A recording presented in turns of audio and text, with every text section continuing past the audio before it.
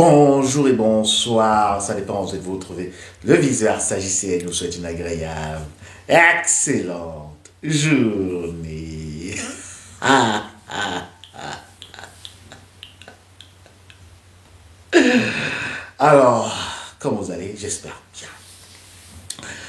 Moi, de mon côté, ça va. Aujourd'hui, je viens encore vous parler des fameuses meurtrières, les familles dysfonctionnelles. Alors, vous êtes liés par alliance à ce genre de famille et vous ne savez quoi faire.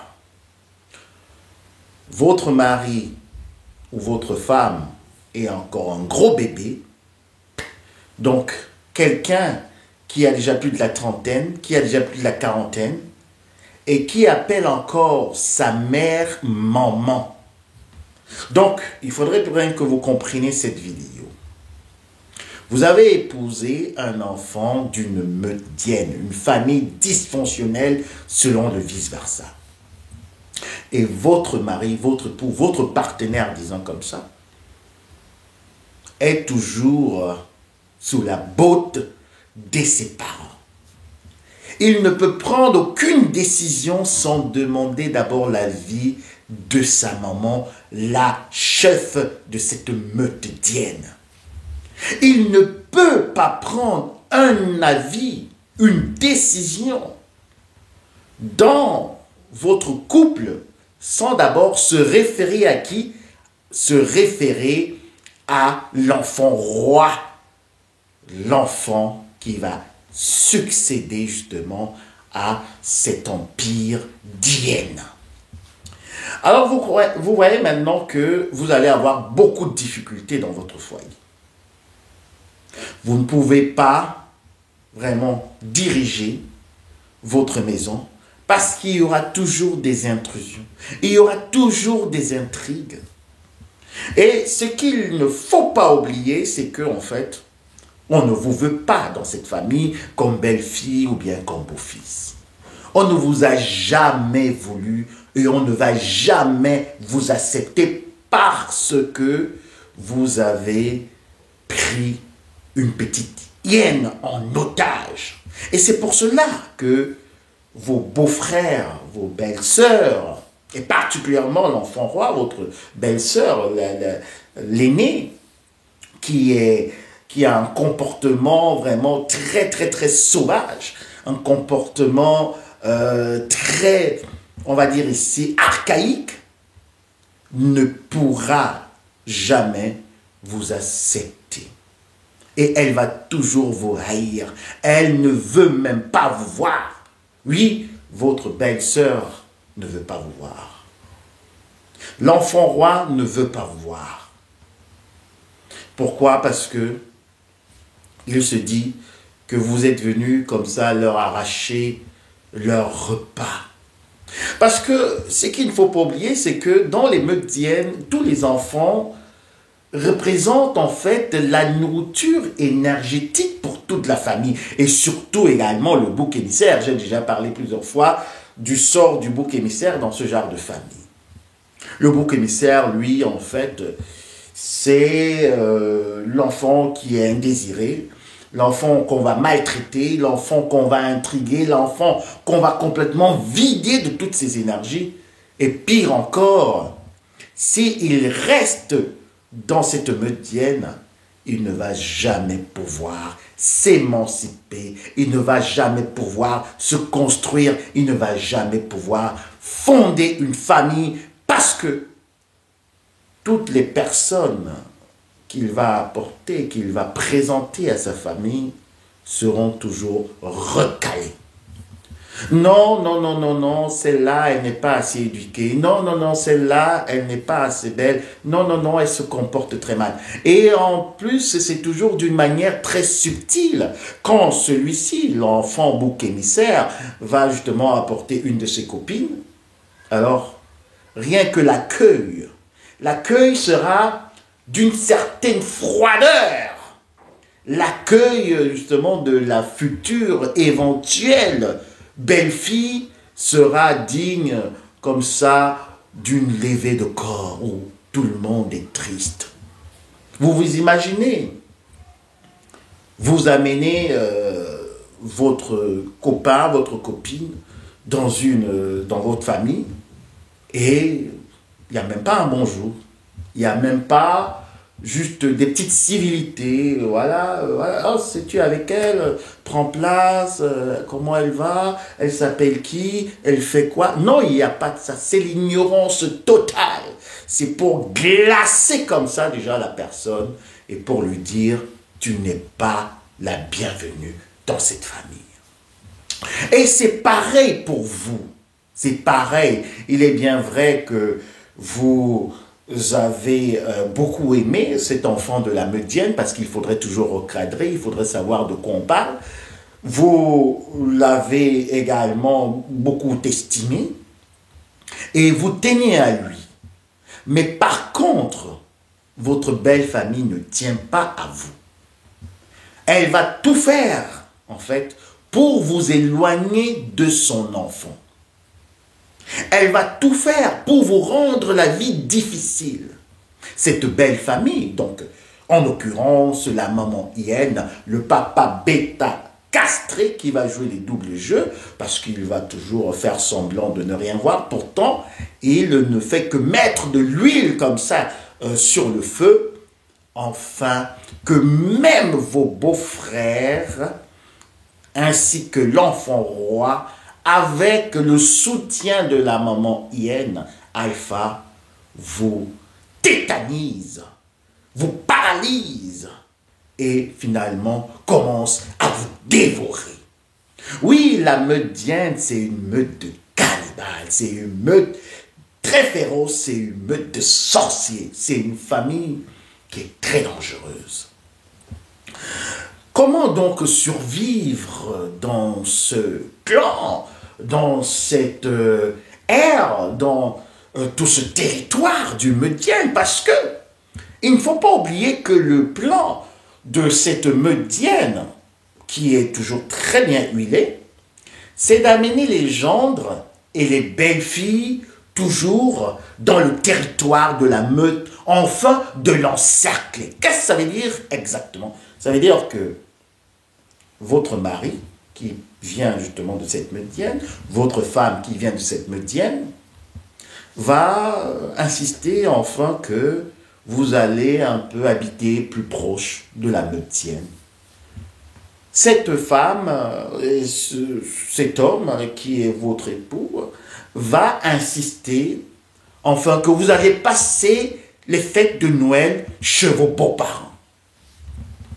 Cet homme et cette femme que vous avez épousée va insister enfin que vous alliez en vacances avec vos beaux-parents ou bien avec vos beaux-frères, ses enfants de la Meutienne.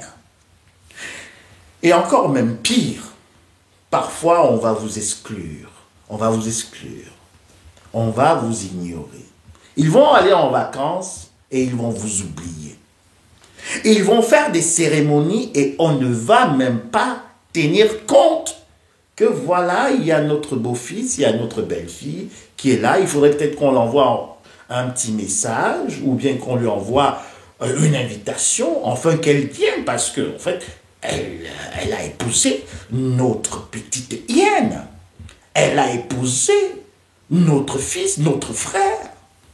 Non, on ne va pas vous accorder une très grande importance. En fait, vous êtes un grain de sable dans la soupe de cette Meutienne.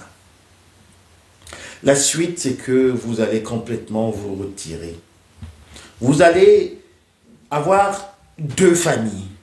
En fait, ce ne sera pas la grande famille, parce que tellement on va vous dévorer, tellement on va vous intriguer, tellement on va vous humilier et on va vous ignorer, que vous serez obligé, comme ça, de fuir un peu comme un zèbre qui a été déjà mordu, qui a été déchiqueté, dont les boyaux sont dehors.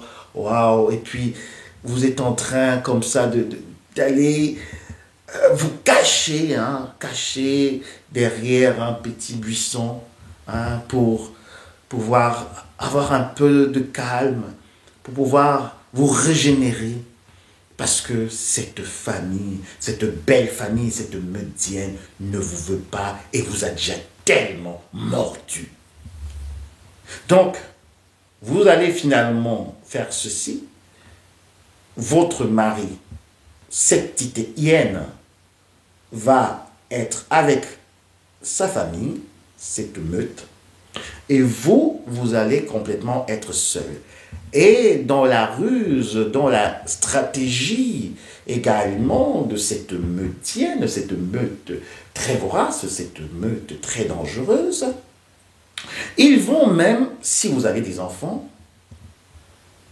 essayer d'éloigner, de vous éloigner en fait de vos enfants. En fait, si vous arrivez dans cette meute, hein, vous avez épousé par alliance, vous avez maintenant des enfants.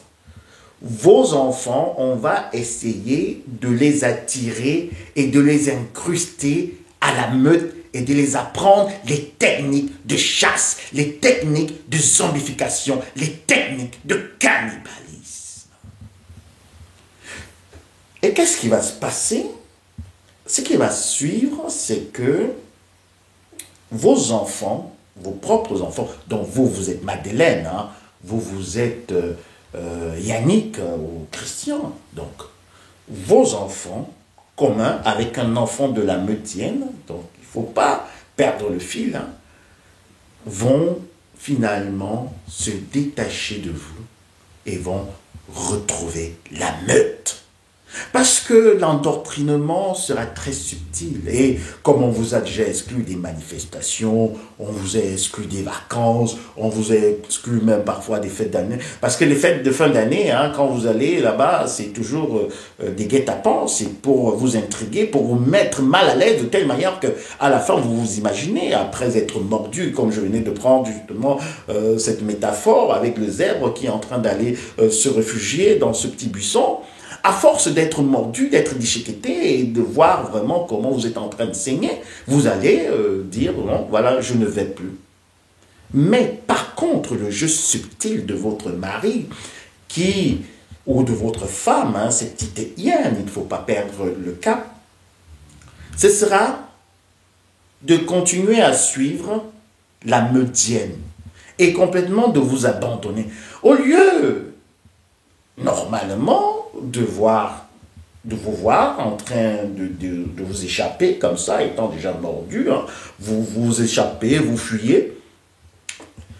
La réaction la plus normale, la plus logique, serait pour lui de venir plutôt, d'aller plutôt vers sa femme, ou vers, si c'est un homme, si c'est une femme, d'aller vers son homme, et d'aller le secourir, d'aller dire, ok, je sais que ma meutienne, ma famille, ils sont très dangereux, ils aiment bien la chair fraîche, et toi tu es un petit enfant de lumière, je sais pourquoi ils veulent, et il faudrait que je te mette un peu de baume, des petits pansements, écoute chérie, on va vivre maintenant notre vie ensemble, on va essayer d'éviter cette meutienne parce que elle gâte en fait la structure de notre foyer, de notre relation. Non! Par contre, votre mari, votre femme, votre partenaire qui vient de cette meutienne va vous abandonner seul. Il va vous voir comment vous êtes en train de boitiller. Vous êtes complètement déjà à minuit, vous êtes complètement en basse fréquence, vous êtes déjà complètement démoralisé, vous n'avez plus de force, vous êtes toute seule. Mais il va vous laisser partir parce que dans la meutienne, il y a un langage corporel. On parle d'une manière très subtile. Voilà, c'est du paraverbal et c'est du non-verbal. Ce sont des codes, des petits cris, hein, des grincements comme des hyènes. Donc, il y a des coups d'œil. Hein. On parle là-bas avec des coups d'œil. Donc, de telle manière que même, vous savez, votre mari ou votre femme, hein, comme je disais, qui appelle toujours encore sa maman et son papa, à cet âge, parce que normalement, c'est pas comme ça. Hein. Donc votre mari, en fait, il est obligé d'obéir. Parce que quand on va lui envoyer ces signaux, en fait, c'est comme la guerre des étoiles. Vous voyez, il y a des signaux qui font fium, fium, fium, fium. La manière dont on le regarde, on lui dit par là, ah, tu vas aller secourir cette zèbre. Ce zèbre, tu veux aller secourir cette femme. Tu veux que toute la meute te prenne maintenant comme cible. Est-ce que tu peux combattre comme toute la meute? Hein? Est-ce que tu ne veux pas te rabaisser, hein, venir lécher comme ça, hein, lécher le derrière de l'enfant roi? Est-ce que tu ne veux pas venir t'agenouiller comme ça au pied de la maman hyène, hein? La maman hyène, une maman très hideuse, elle a un cœur noir, vous ne pouvez pas vous imaginer. La maman alpha, la maman des Médiennes, c'est une grande, grande Manitou. C'est une femme, ou parfois ce sont des hommes, mais selon, je peux dire, la figure typique, selon le vice-versa, ce sont souvent des femmes. Ce sont des femmes, hein, des dominats. Vous ne pouvez pas vous imaginer ce qui se passe dans sa tête, parce que ce sont des gens qui sont tellement aigris, tellement noirs, tellement haineux, tellement inhumains, qu'en fait, ils ne veulent que détruire la vie. Parce qu'ils commencent même déjà à détruire la vie de leurs propres enfants. Donc vous voyez que votre mari que vous avez épousé, ce gros bébé, ne pourra que se soumettre comme ça, se soumettre à l'enfant roi, se soumettre également à toute la meute en fait, aux frères et sœurs, parce qu'il y a aussi des moutons noirs qui seront toujours recrutés par la grande sœur pour justement aller rabattre, aller chasser, hein, chasser non seulement vous-même, vous, hein, donc la belle-fille, le beau-fils, vous qui avez épousé un enfant de cette Médienne, parce qu'il faudrait que vous compreniez, donc vos beaux-frères vont être manipulés par votre belle-sœur qui a pris la succession de cette Médienne pour justement vous pourchasser, pour faire des intrusions dans votre foyer, n'importe comment. Imaginez un peu, pour clore cette vidéo, vous êtes avec votre partenaire dans la maison. Et il y a ces petites hyènes qui entrent. Donc, votre partenaire, le gros bébé qui a 30, 40 ans, 50 ans, qui est toujours comme ça, qui attend toujours le lait justement de ces mamelles des hyènes, hein, parce qu'il mange toujours, voilà, on lui donne les restes. On lui donne quels restes? C'est ce qu'il faut savoir. Je fais une petite parenthèse avant d'entrer justement dans cet exemple. On lui donne vos restes. En fait, il faudrait bien que vous compreniez.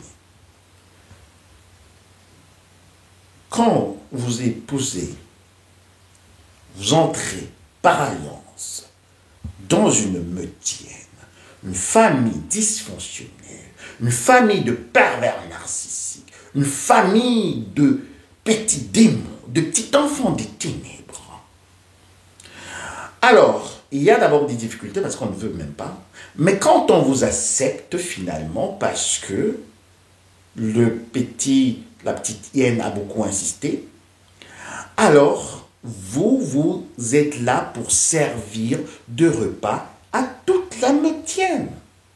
Et comme le gros bébé, donc maintenant votre mari, votre femme, n'a pas assez de crocs solides parce qu'il est resté immature en fait, immature. Voilà. Il ne peut pas prendre de décision, il ne peut rien dire. Voilà. Alors, comme il ne peut pas vous dévorer lui-même, alors ce sont les membres de sa famille qui vous dévorent et lui, il fait semblant.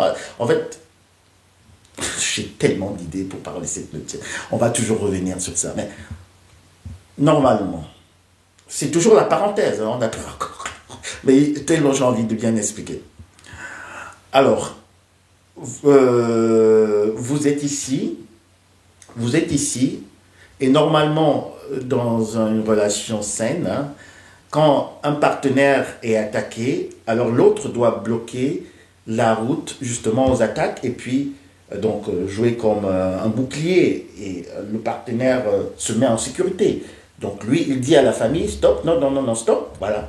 Mais par contre, ce que votre mari, votre époux va faire, c'est que quand il voit la meute justement venir vous attaquer, parce que n'oubliez pas, il a aussi faim, il veut la chair fraîche, il veut du zèbre, il veut renifler un peu des os qui sont encore très bien, voilà. Parce que les os des moutons noirs et tout, c'est plus bon, la chair est déjà complètement très, très dure, hein, elle ne peut plus, elle ne satisfait plus vraiment.